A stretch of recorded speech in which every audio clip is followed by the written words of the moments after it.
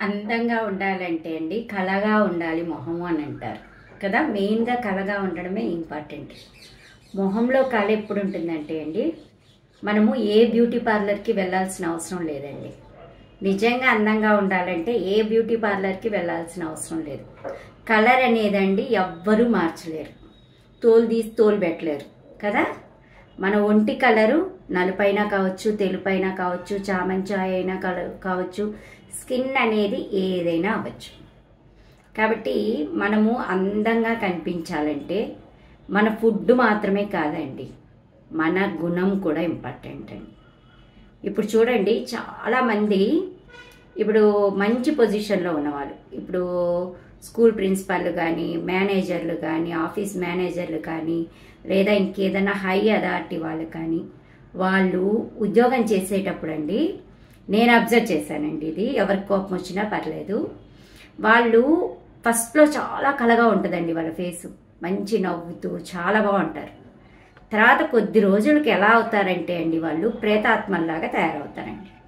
అంటే అందరిని తిడుతూ చేస్తూ, వాళ్ళని నిందిస్తూ, వాళ్ళని కొంచెం కష్టపెడుతూ, కొంతమందిని హింసిస్తూ, టార్చర్ పెడుతూ రకరకాలుగా అండి. అలాగైనప్పుడు ఆటోమేటిక్గా వాళ్ళు కళ తగ్గిపోతుందండి. వాళ్ళకి ఎక్కువ రోగాలు తొందరగా వచ్చే అవకాశం కూడా ఉంది. ఇలాంటి జాబులకు డబ్బులు వస్తాయి, ఎక్కువ డబ్బులు వచ్చే ఏ జాబుకైనా కష్టం ఎక్కువ ఉంటుందండి. నేను వాళ్ళని తప్పుగా అనట్లేదు, కష్టం ఎక్కువ ఉంటుంది.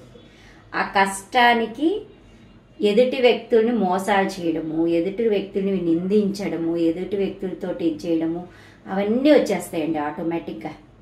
ఒక నాయకత్వానికి అవన్నీ వచ్చేస్తాయి ఆటోమేటిక్గా. అవన్నీ మన శరీరం మీద ప్రభావం చూపిస్తాయి.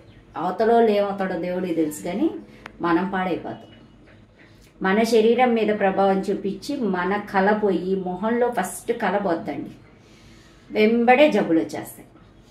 కాబట్టి ఇప్పుడు యానాది వాళ్ళు చాలా అందంగా ఉంటారండి, ఏ హీరోయిన్లు పనికిరారు వాళ్ళ ముందర. మీరు చూడండి కావాలంటే, యానాది వాళ్ళు ఇళ్ళ దగ్గరికి పోయి ఆడవాళ్ళని చూడండి ఎంత చక్కగా ఉంటారు. వాళ్ళు నలుపైన వాళ్ళ స్కిన్ ఎంత బాగుంటుందో అసలు. ఒక గుళ్ళ కానీ, ఒక మచ్చ కానీ, ఒక దద్దు కానీ వాళ్ళ మొహాల మీద ఎలాంటివి ఉండవండి, నీట్గా ఉంటాయి మొహాలు.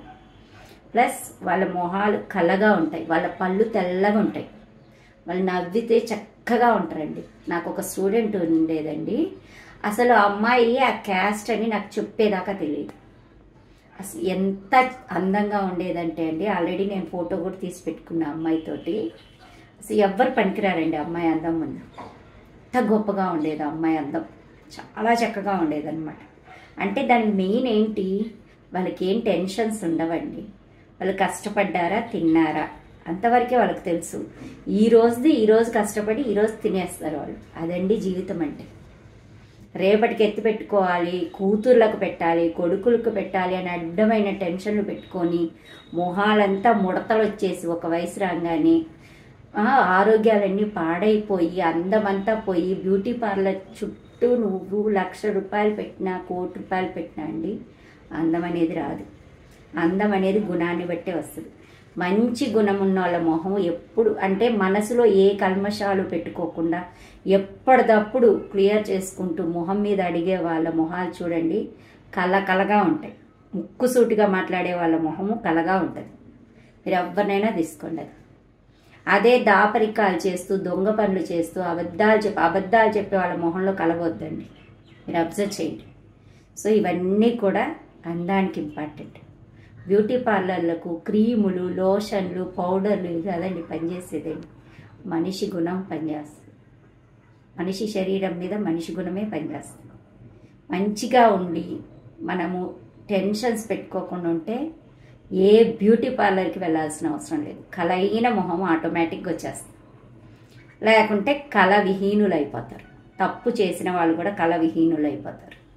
అంటే వాళ్ళ మొహంలో కళ పోతుంది ఫస్ట్ తప్పు చేస్తే.